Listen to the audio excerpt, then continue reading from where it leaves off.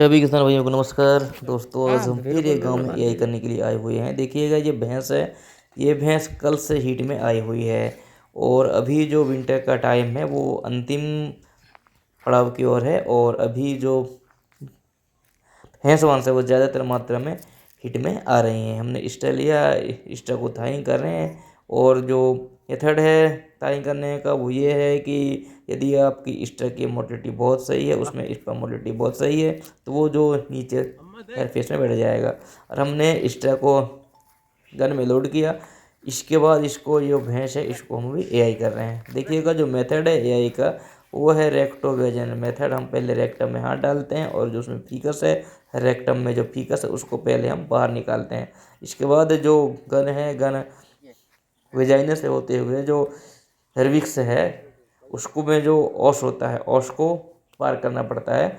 ओस में 3 फोल्ड होते हैं, तो इंटीरियर पार्ट ऑफ सर्विक्स में हम स्पर्म को पेंट करते हैं।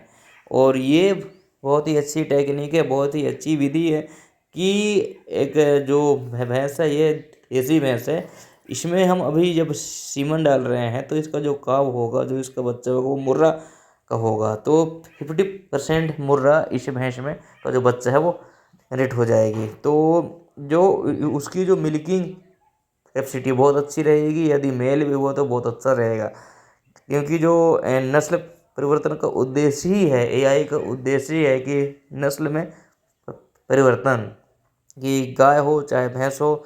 और इसका रिस्पॉन्ड हमको गांव में बहुत अच्छे से देखने को मिल रहा है, फील्ड में बहुत अच्छे से देखने को मिल रहा है। और पशुपालकों को इसका एडवांटेज भी हो रहा है, क्योंकि जो ब्रीड्स हैं वो प्रॉपर बहुत अच्छे से जो मिल्क प्रोडक्शन भी करती हैं। और यदि वो मेल हो गया तो मोल हो गया तो वो एग्रीकल्चर का भी बहुत अच्छे से काम आ जाता है। और हमने जो वैसे ये सेकेंड चार सीट में भी आई हुई है, तो जो उसका जो ओश है ओश को हम 3 फोल्ड में पार करने के बाद ही हम इस स्पर्म को सीमन को पेंट करते हैं। क्योंकि यदि आपकी प्रैक्टिस अच्छी है तो एआई करने में ज़्यादा समय बिल्कुल नहीं लगना चाहिए। और अब भी हम इसको बहुत जल्दी एआई कर देंगे। और सभी पशुपालकों से मैं स्पेशली रिक्वेस्ट है कि आपके पास गाय हो चाहे भैंस हो, आप एआई कराइएगा।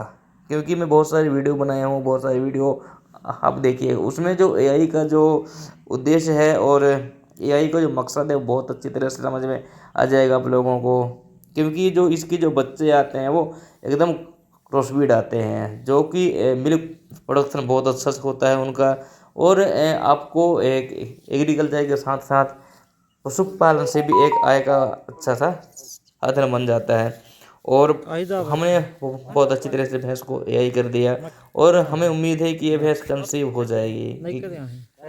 क्योंकि अभी जो टाइम है इसकी एकदम लास्ट शीट है, लगभग 19 से 20 घंटे हो चुके हैं उसको हीट में आने के। और ये पशुपालक के यहाँ हम आए हुए हैं। ये देखिएगा कि हमको एआई करने के लिए डोर टू डोर पशुपालक के घर जाना पड़ता है। क्योंकि जो एक वेटनरियन है वो उनको जो मवेशी रखते हैं, जो पशुपालक चाहे वो जहाँ भी रहें, तो उनके घर तक home to home door to door जाके सेवाएं देनी पड़ती।